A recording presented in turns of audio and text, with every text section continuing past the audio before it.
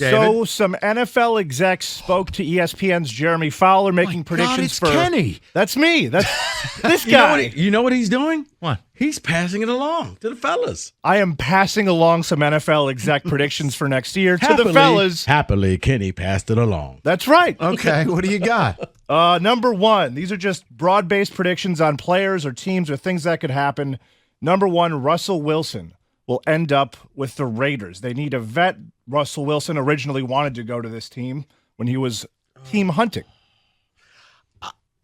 Okay, my entire opinion on Russell Wilson will depend upon one thing: cost.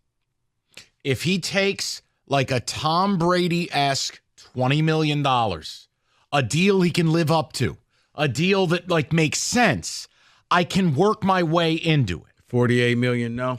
No. Weird Subway commercials, also no. I would say no, because the Raiders look like for the first time in a long time, they're doing smart things.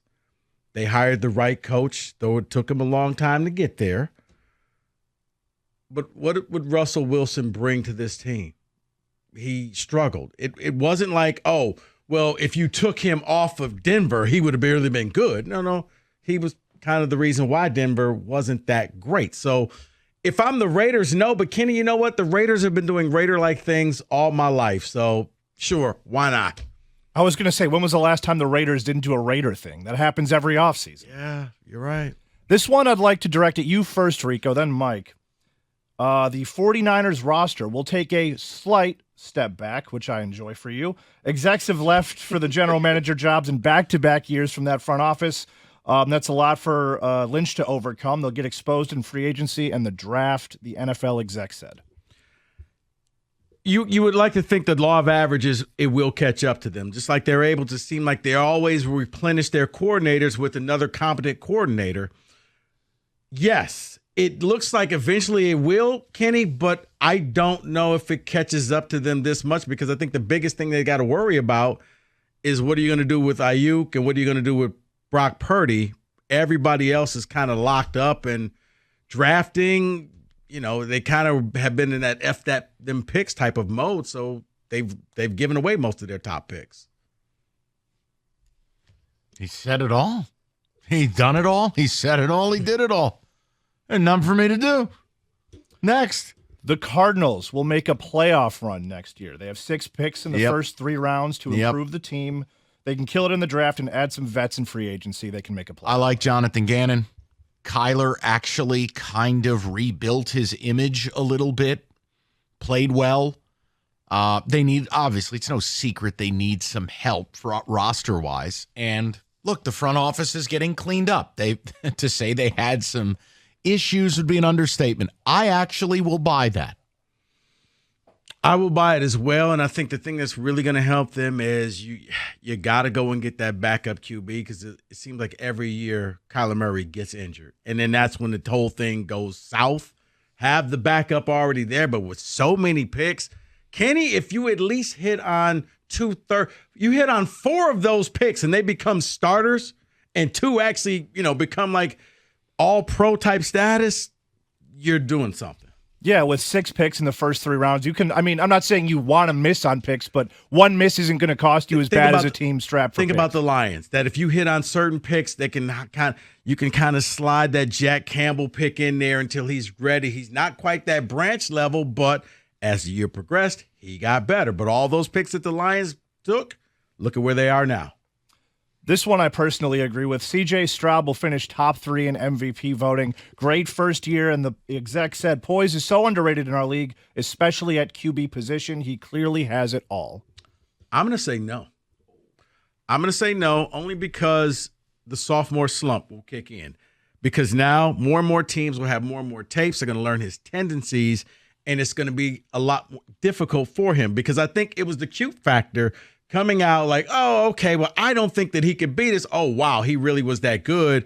We need to put in a little bit of work to figure out how to stop him. So, Kenny, next year I think he takes a slight step back, and then he recoils, and then he becomes a top 3 quarterback down the line. You're so negative.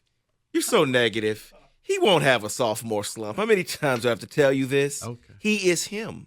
He is will him. be him Okay. every year of his career. Okay. Rico has the sensible opinion that has a greater percentage chance of being right than I do. I just side with David because I kept watching and waiting for people to catch up. Even when Tank Dell got hurt, who was his favorite receiver, it never changed. It never stopped. Well, and also, but remember now, you went from the last place schedule to the first place schedule. Right. So they're going to be playing tougher teams. Counterpoint, they're in the worst division in football.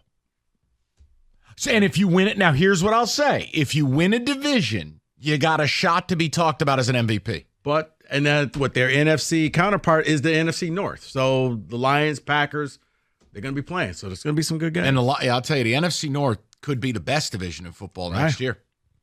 So Baker Mayfield will re-sign with the Bucs. The exec said basically that it doesn't make sense to grab one of the free agent QBs who wouldn't necessarily be a gigantic upgrade over him. It's just, what do you pay?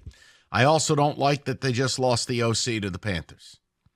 Baker, a new OC, I don't know, man. You got to do it, but I have a feeling you might regret it.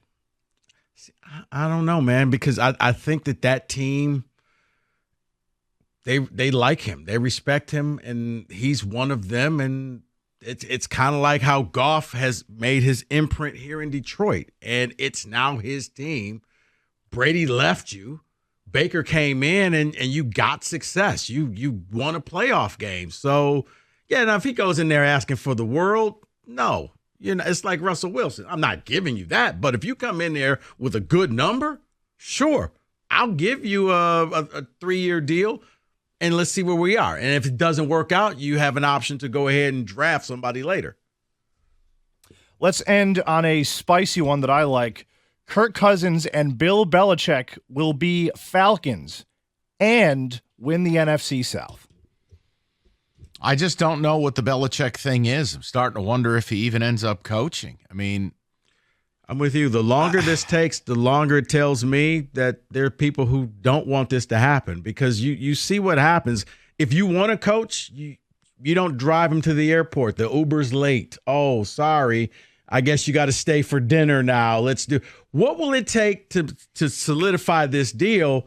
But Belichick, how many more interviews do you need? Now, Cousins, I think Cousins ends up staying in Minnesota because Minnesota found out life without him. We can't just replace you with somebody good. We struggle without you. We went through a bunch of quarterbacks. Nick Mullins didn't work out. I'll say this too. It's the golden rule. It's a hell of a lot harder to get better at QB than it is to get worse.